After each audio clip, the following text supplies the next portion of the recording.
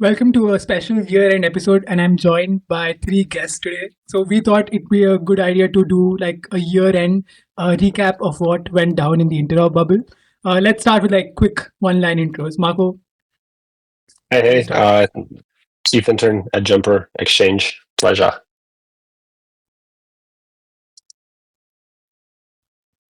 Jim, you want to go Dom? next? Yeah, were we trying to self-organize or like you were like waiting for someone to go? You can't do that without pointing. These decentralized intros. Yeah. It's first come, first serve. I'll go second. I'm Jim. I'm a co-founder of Catalyst, which is a bridge for alt VMs. I'm Dom. I'm the head of ecosystem at LI.Fi.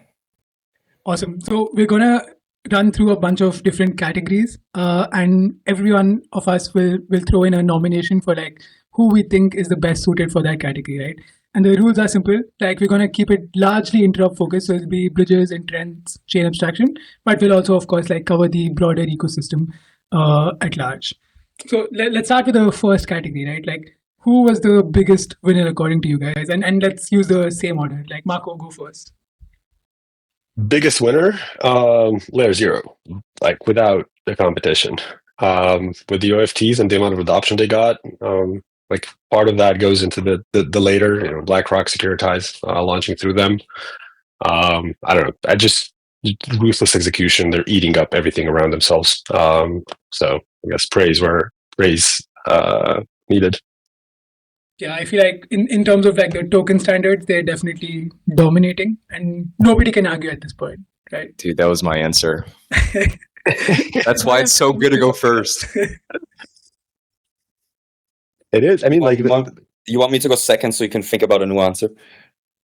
Yes. Okay. So my biggest winner isn't actually a bridge. My biggest winner is Phantom. Powered by LI.Fi. I think Phantom's UX has shown that like what users really want is an experience that makes it easy for them to buy assets on connected chains, have that user experience. Their base expansion has been super successful. They went into the new year with the SUI announcement. I think like from now on, every ecosystem is basically going to do whatever they can to try to get Phantom, because when you get that, you get access to a massive user base and an easy UX that all these users already have in their pocket. Jim, go for it. I would say my answer, which is totally not layer 0, would be the OP Superchain. I think they definitely played their cards perfectly right. Base kind of had a what do you call it? Like a homecoming of sorts, like a coming of age story. I can use more analogies if people want. They really just kicked ass this year. Volumes up and to the right, users up to the right, apps up to the right. Superchain powered underneath. Superchain is, at least from my vantage point, becoming the number one pick or the de facto pick for rollup builders, and every other rollup stack has to play catch up effectively. And now they're in public conversations on how their cluster is going to work, intra-cluster, Superchain, Interop solution. Excited to see how that unfolds. And they have all of the power right now. So big winner of this year. Yeah, their execution and just the deals that they've managed to secure, it's just been crazy to watch. I think the Base deal kind of set it up for them though.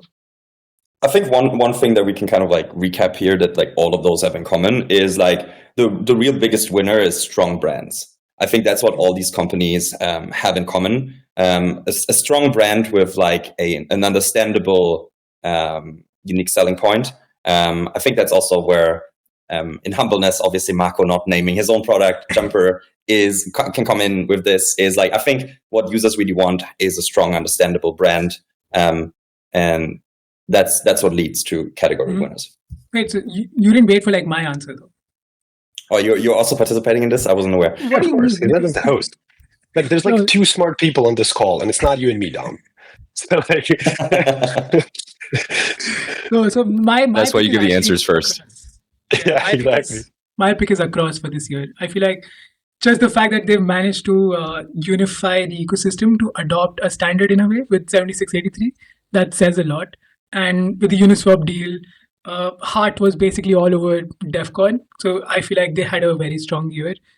that goes hand in hand with the intent-based model, right? Like everybody is building an intent-based bridge, and Across is definitely leading at this. But have they managed to unify? Like, is the AP actually getting adopted? I feel like they've done a much better job than anything else I've seen in the last 3 years. No, for sure. But like, it's still, I wouldn't call it like unifying. I don't know, like any standardization that doesn't come from like public good perspective always has an impression, at least, of creating value for someone who created the standard. And I'm having a hard time thinking that, you know, intent-based competitors will adopt the standard based on the fact that it's proposed by Across, even though it's good. Yeah. I mean, so the only negatives I've heard are from competitors, but anyone else, like let's say Vitalik or even the ecosystems, some of the teams, they've come out and actually supported it. So it's definitely a step in the right direction. I don't think it's adopted yet fully, but in general, even without the standard, I feel like they've had a really strong year. Sure. Awesome. So like from biggest winners, let's go to biggest losers, and we're gonna let Jim start this time so that you guys don't front run. Please. Nice. I would say the biggest loser of this year is cross-chain apps or cross-chain messaging.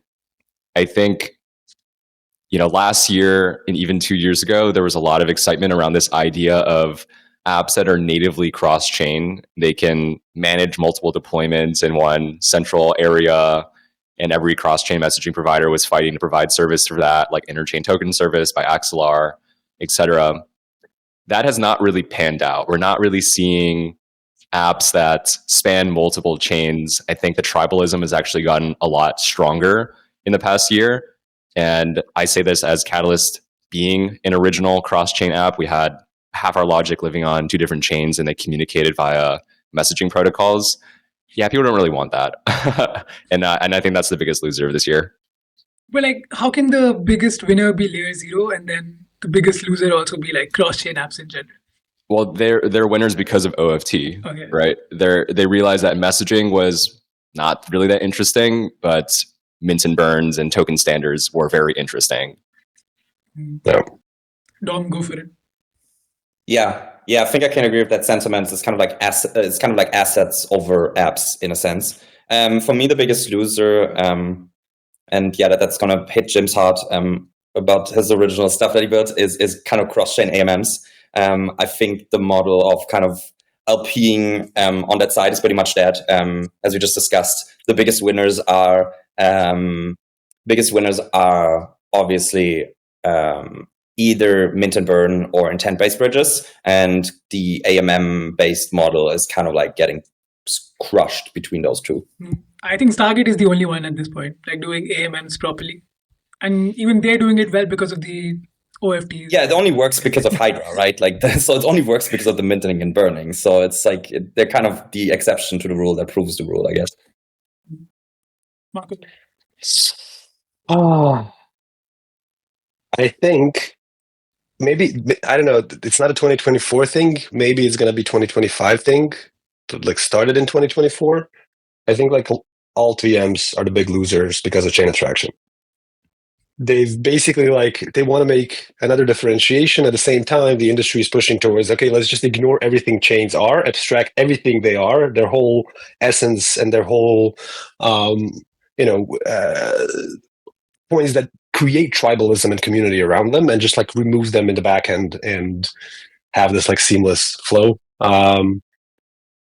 Yeah, that would be maybe close to I it. disagree. I know Jim strongly disagrees, so I'll let him go for it. I would vehemently disagree with that. Vehemently. I think there's 2 ways that I could disagree about this. One way is that alt VMs create more interesting applications than what you can do on EVM.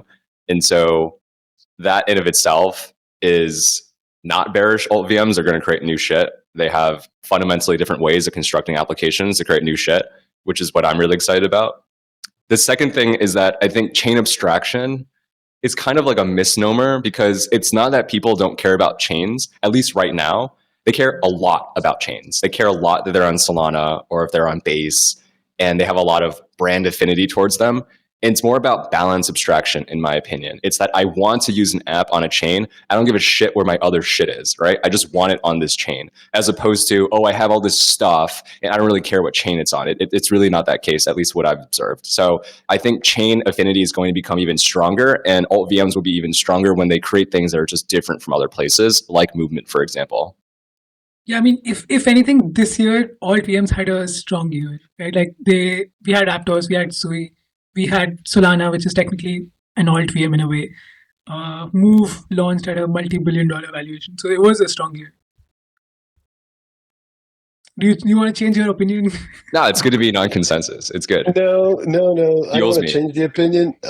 Like I agree, but like from a user point of view, it's still, if the future is chain abstracted, that all of the things you kind of mentioned don't matter. They matter to the developers building on these apps, and what the end user in the end will see is just a product that they can use through a chain abstracted interface that connects different chains, and all of the beautiful things that a more nerdy look would look at, like, oh, this is actually cool, and you can build it specifically on this chain.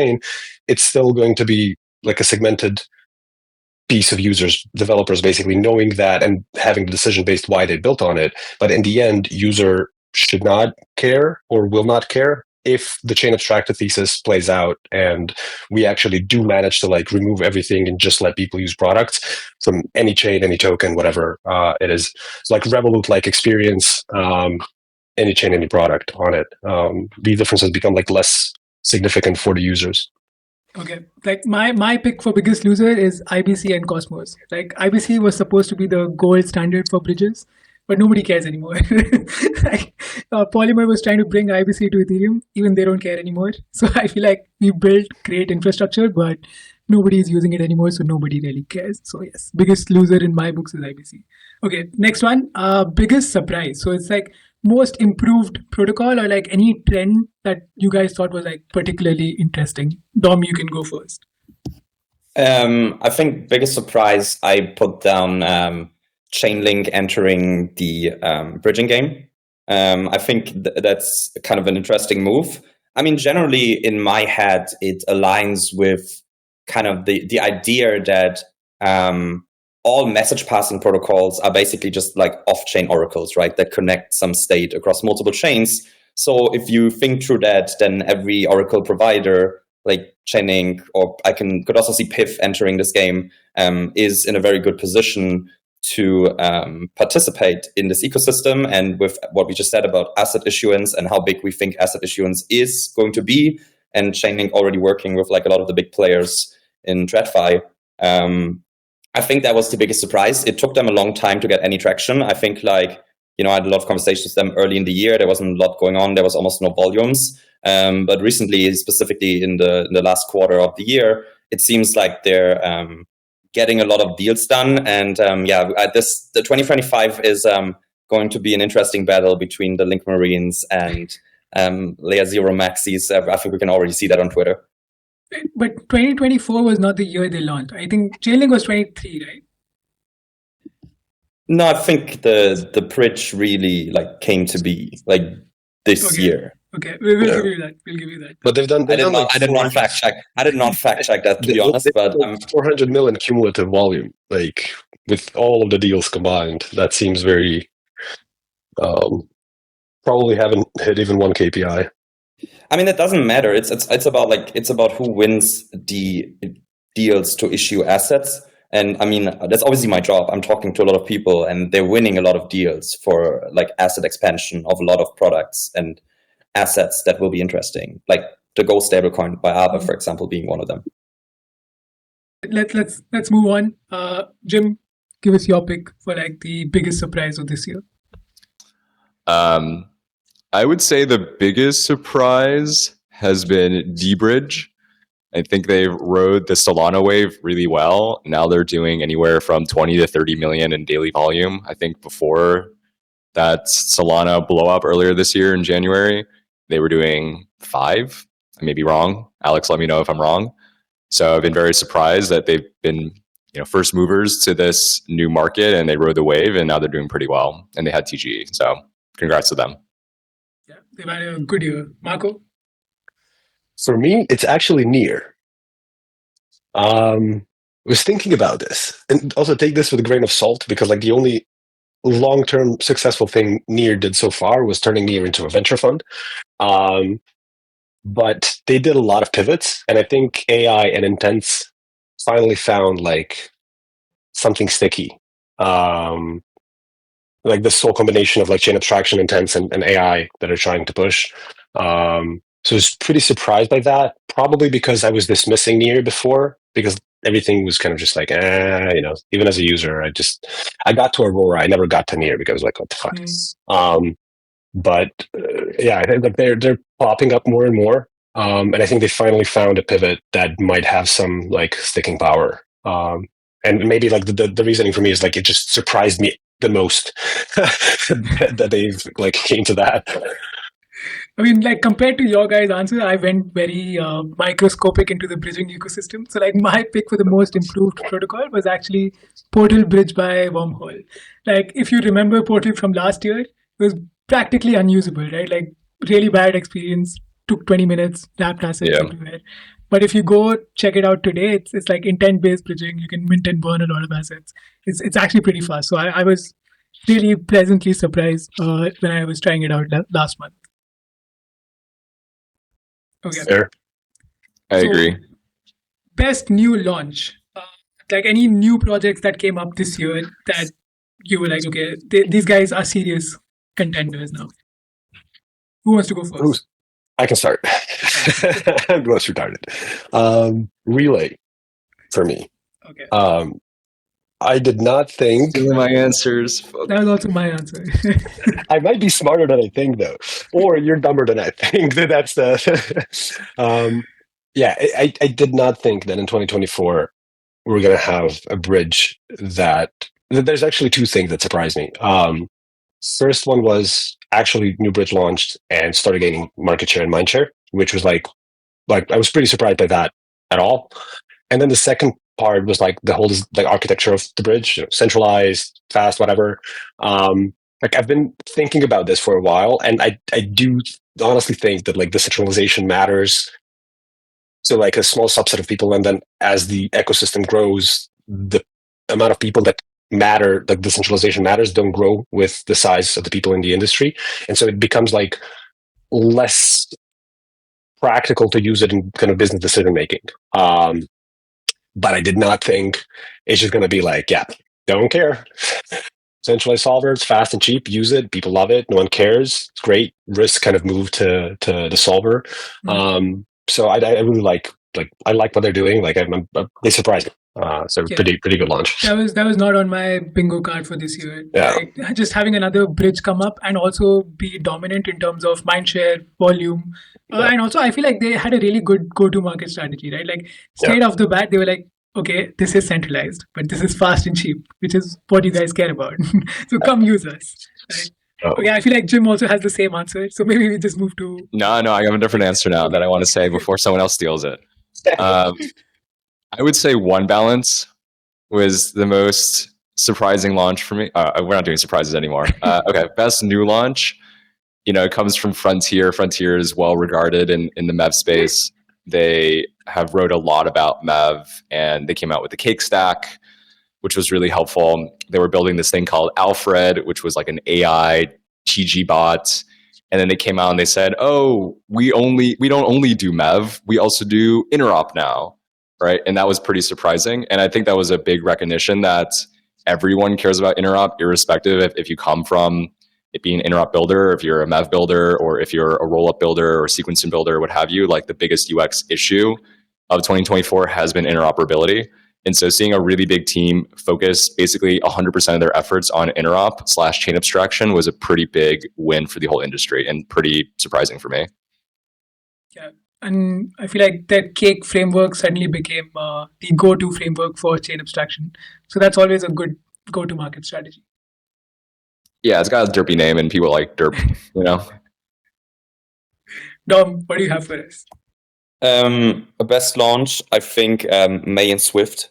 They went from going from like $500,000, $1 million a day to I think 20, 30, 50 million a day. They basically in our integration for the Phantom stuff. They basically took almost all the Sol EVM volume. Generally, took a lot of the Sol EVM volume, which was probably like the most requested and like used route in the last couple of months specifically, and they handled it really well. And also, obviously, the infrastructure of having to handle that many individual requests is something that's not particularly easy. So, yeah, well done on that end. I feel like the Solana bridges have had a strong year. I mean, it could be that the usage picked up so much that it had to like be better to accustom to that. But I agree. Yeah. I agree. Like the whole experience of like going in and out of Solana is like way, way, way better than it was. Like I was an early user in 2021, and it was not. Like luckily, I had FTX as a bridge. But Luckily. doing stuff on chain, yeah. Like I'm being ironic with myself. I'm still waiting for my funds to be sent back. But when it worked pretty well. On chain, it was a pain, like absolute pain, to move in and out.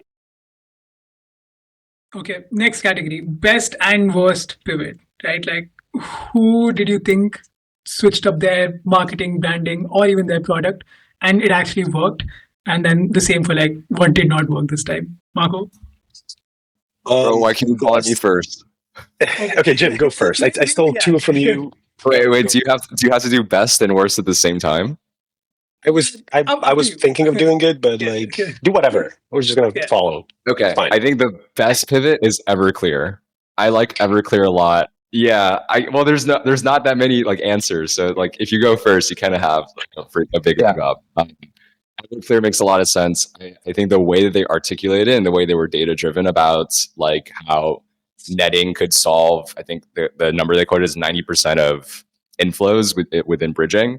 And that would be a big reduction in capital efficiency and expenditure on multiple routes for solvers. Made a lot of sense. I think it's still TBD if their implementation is correct, but I think the sentiment really drew a lot of people towards it, and they basically made their own category, right? So yeah. I like Everclear a lot as a pivot. But I feel like they were just starting to get usage on their actual bridge for the first time in 3 years, like very decent volume. Yeah. I mean, all of the volume just came from Renzo, so I wouldn't really call it. They had a model that works. Sure. Replicable, though. Much better. That's why it's such a Chad move. That's why it's such a Chad move, right? They're like, oh, I'm not okay with, being mediocre. I want to be the best. Let's scrap the whole motherfucking thing. Let's do something brand new. That's why I respect Lane and Arjun so much. Okay. I don't have a worst right now. I'm sorry. It's right. Like we will move on to Dom. Marko, you can think of a new answer. So my best pivot was actually like your guys' best launch, because Relay isn't a launch. It's actually a pivot, right? Because Reservoir built their whole NFT mint and buying infrastructure, which had this bridge component to it, right? Which basically led them to build this. They didn't really build this bridge. They just repurposed their existing NFT infrastructure to build this bridge. I remember them pitching that to me in like February of this year. Honestly, like similar to you guys, when they pitched it to me originally, I was not a believer. I didn't think that this would work. So yeah, kudos to them. Though, like I think we still like if we look at like absolute numbers, and like I think it's a bit of a stretch to call them best launch because the numbers just don't reflect that yet. But I think they will in 2025 once they get order flow. Maybe not as like total USD, but like in percentages of growth, I would argue that, especially as a new player, like Interop is highly competitive. Like I wouldn't call it established because there's a lot like room for improvement, but it is somewhat established. And for someone new to come in, like it's really, really hard to get a piece of the cake and to manage to do it. I mean, if you want to look at those numbers, you actually would have to probably name Crosscurve, because like if you look at absolute numbers, there's probably no individual bridge that has grown faster to more volume than Crosscurve. That model of like using curve liquidity, it's really interesting for stablecoin transfers, and they have almost no B2B integration so far, and the numbers are massive. Yeah. So Marko? I'm left, huh? I can't have Everclear. Maybe layer 3. Okay. They've done really fucking well in 2024. Was that a pivot? I mean, sort of. So basically, early, like whatever, early year or last year, it was basically just like a questing tool, right? You went there and you had like different quests. They've upgraded that in a way that you can kind of do airdrops through that, and you can kind of kickstart the activity on your chain through that. So it's like it's pivot, like they've basically maybe iterated on their products to make it better. So it's not like a pivot that they're doing something else, but the product itself became a lot more encompassing for protocols to use. I don't think we're gonna let that count as a pivot, but it's okay. Okay, then I don't have an answer. Fuck. So my best pivot was actually Particle. So they just shipped something, but if you think about it, they are actually on the crypto ecosystem map at this point. And last year, they were a B2B company. Not a lot of people knew about it, but now they've just done a really good job with their marketing and like all the chain abstraction stuff that they're doing. So I think they've done a good job. Okay. Next category, biggest partnership or like collab that actually put Interop on the map in a way. Like, Were we not doing the worst pivot? You have an answer, you can go for it. I mean, the worst pivot so far has definitely been Uniswap X, because they announced a bunch of stuff and then they didn't ship any of it, and then they integrated across instead of shipping their own system, which is pretty surprising to me. I mean, the future will tell if it's a if it's a bad pivot in the long term. But it's definitely interesting they haven't done more with this in the short term. Yeah, I mean, they did launch the swap product, but nothing cross-chain, I feel. Yeah, but they're focusing on the chain first, guys. Okay, biggest deal from this year. One that stood out for you guys in our ecosystem. Who wants to go first? I can go first because you're all going to say the same thing. Okay, go for it. Biggest deal is obviously layer 0 rep BTC. I mean, that's potentially no. That was literally my answer. Yeah, I mean that's an obvious one, right? It's definitely the one with the most potential in terms of dollar volume. I mean, we don't have to argue about it. I disagree. Similar note, I think the largest deal is BlackRock Biddle or Biddle, that whatever they're like last week. Yeah, it's 2024. So the way my mind maps it out is like we have, I don't know, 50, 60, 70 trillion dollars of assets around the world that we can bring on chain as collateral. And if they're going to be brought on chain from like the traditional rails, they're going to be done through BlackRock and Securitize and very, very, very established players in the traditional market. And so the potential for that is like multiples above what the current market cap over whole industry is, pretty much, if it pans out. So that's what I'm really excited about. But that's like saying crypto's potential is basically tokenizing every asset in the world.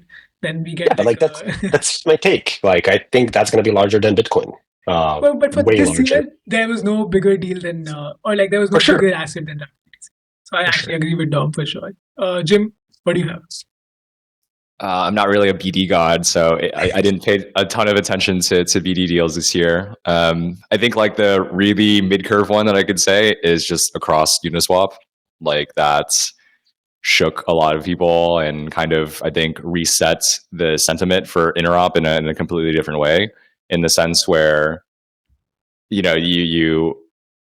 have a really big app that has made a decision on what their bridge provider is, and you can bridge at the point of when people want to do it, right? Like they swap, they bridge. That was, I think, reframe the idea of Interop in a lot of people's minds. Obviously, have been companies doing it, like decent, like fun, but this kind of, for non-Interop experts was kind of the deal where they're like, wow, this is what Interop should be like in the future term. So that was cool, but obviously like that's pretty normal.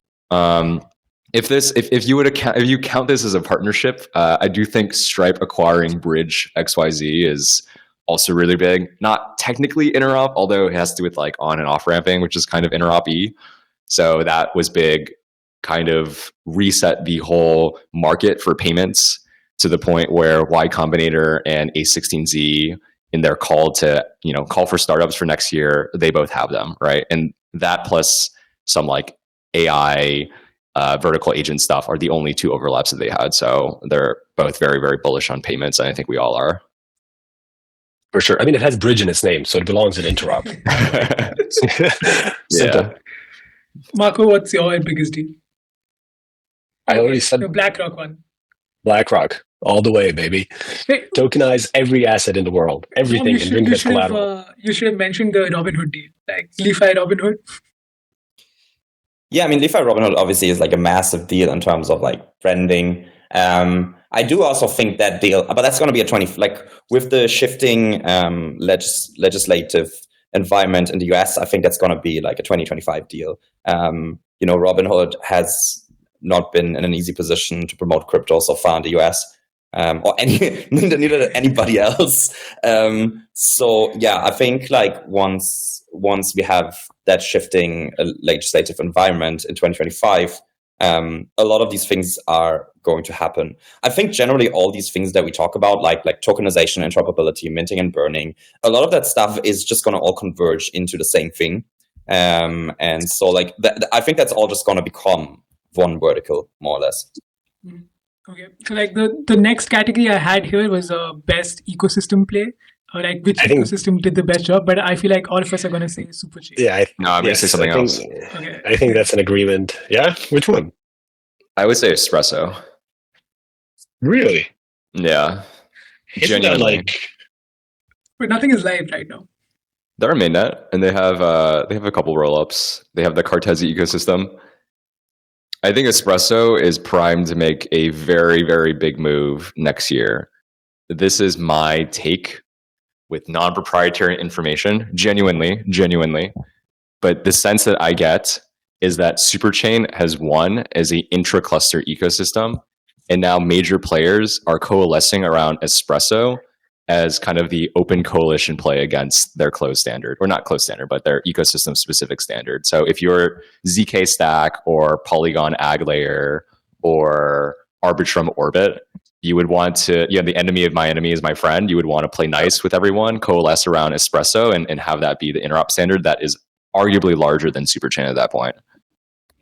Okay. Yeah, though I like that system, like of having like a sidecar, that NodeKit kind of system of having just a sidecar where you can still have your control over your own sequencer. I think that's a better system than shared sequencing in that form where you basically have to give up control fully over your sequencer. So I do think like this kind of functionality will become big, but I think it's going to be really hard for anybody in that market to convince a kind of big enough group of rollups to work together to do that, That's kind of like nation state building in a sense, if you think about it. It's going to be really, really, really difficult.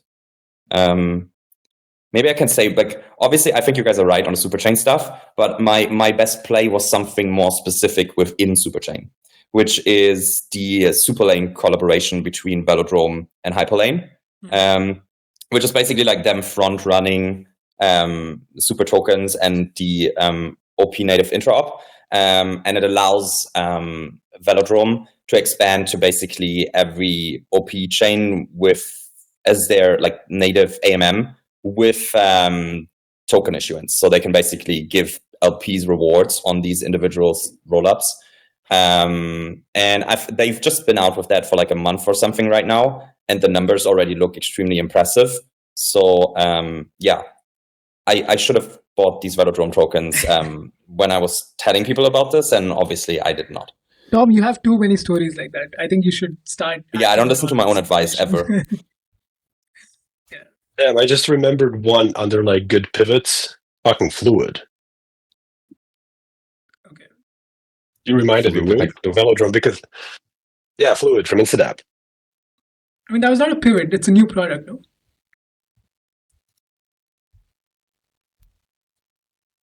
no? Okay. Good product launch.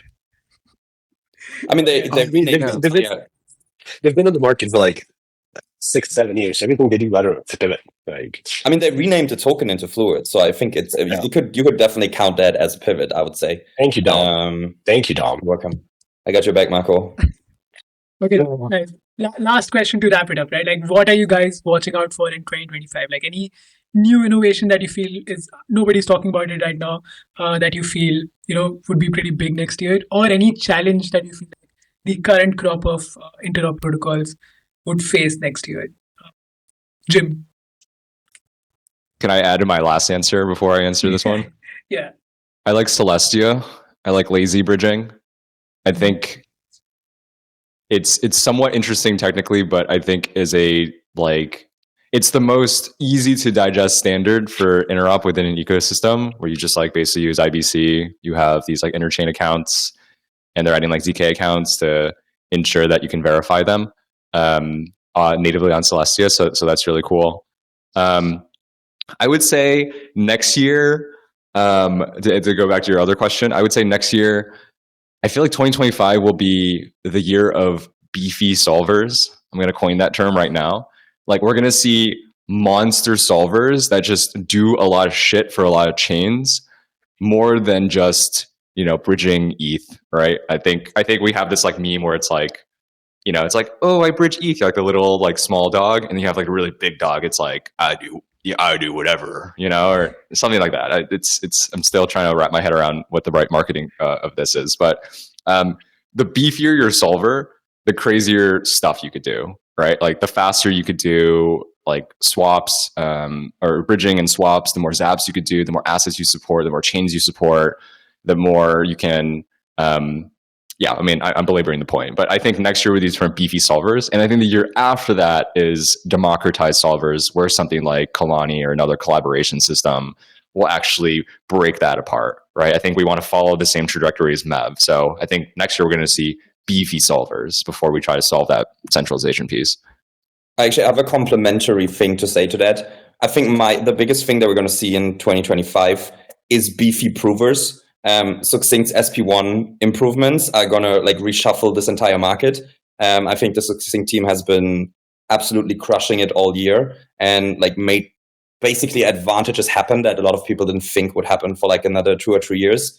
As soon as they can bring proving time down by like another 10 to 100x, they will be able to do real-time proving. And once we have real-time proving, because Arjun, you were asking about like what could reshuffle the entire bridge market, I mean, that's probably going to be it. Okay. Marko, you have as smart an answer as that? No, I'm not nearly as smart. I would say, like, on the negative side, chain abstraction is not going to come to its fruition in 2025, and it's probably going to be throughout the bear market in the next cycle where it becomes more of a reality. And on top of that, I feel this whole like chain abstraction narrative will invoke a lot of centralization risks that led to like May 2022, like less known as like 3AC crisis or lending crisis. I think we're going to have a lot of like problems with the centralization and people losing their money because they use. It depends on the order flow, though. Like the magnitude of the loss will depend on the order flow. Fair. Like right now, we don't have a problem. So you agree with order flow?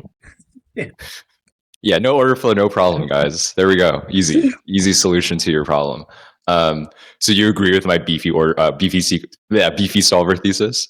Yeah, it makes sense because it's like right now the balance sheet is pretty much just the blue chip assets and stable coins. But at some point you will have all of these OFTs for like new chains and then all of the different assets for all the new chains, and there'll be so many routes that you can like, you can actually also have netting within this solver, right? Like imagine if you just expand this solver network to let other solvers also tap into your inventory. Suddenly you can do a lot of different things in this. I mean, the biggest issue here is just like we're adding a lot of new security assumptions here. Like, let's just like take it together, things that we just named. Proving, sequencing, smart accounts, resource logs we can add to that, minting and burning of assets. So that's a lot of tech that hasn't been battle tested for a really long time coming to market. So I could definitely I definitely somewhat agree with Marko that like some of these early adopters of these things will probably blow up hard, and that's might not be good for our industry, at least in the short term. I feel like we're also going to have standards next year in the EVM ecosystem finally. Like someone is going to be like, okay, enough is enough, guys. We need to decide on which standard to pick. And even if it's like 7683 or something for account abstraction, next year will be it, because it's been a really long time. You think Vitalik is finally going to drink the water of life? Yeah, like someone is going to tweet at him and make him reply like the ticker is ETH. Like the standard is XY. Like something is going to happen. I like your optimism on this. Yeah. Although I did see Vitalik like lock in a bunch of roll-up leaders at a panel at DevCon, and he was like, "We're not leaving until you guys decide on what we want to do with smart accounts." Right, that's all time. They're still locked up. Yeah, they're still there. Yeah, they're fluent in Thai now. Yeah. Anything you guys want to add to the Interop end of the year review? Like, did we miss anything? Anything else that you're excited for next year? I'm super happy how this year went in general. Like, no I feel every major hacks. Right, exactly. I hope 2025 will follow the same trajectory. I feel as an industry we became much smarter and better at real. Yeah, that is my sentiment. Hope it continues. Sorry, Jim, I stole your word. Go for it. It's okay. I'm used to it by now. I think chain abstraction is here, and it's called the Jumper Exchange sidebar. The Jumper Exchange sidebar is my shit. I don't even put in chains anymore. I just click on the sidebar. If you haven't seen the sidebar yet, check it out. It's great. It's genuinely great. Amazing. We didn't pay Jim to say that, so that was nice. Yeah. No more chain and token selectors. They suck. There's no good chain and token selector. Just show me my shit and then I'll click on it. Like that's just how it should work. You like it? If you have any other feedback how to make it even more better, we're all ears. Awesome. Thanks a lot for doing this, guys. I think this was nice just to look back at what happened this year. And hopefully all of us will be back here next year and we can have a good year. We should do one like first week of January. What's going to happen in 2025? I'm joking. We're good for another year. Yeah. I didn't even want to commit to like doing this next year, to be honest. But yeah, I mean, you're probably going to be the same spot doing this next year. So pretty much. Brace yourself. Cool.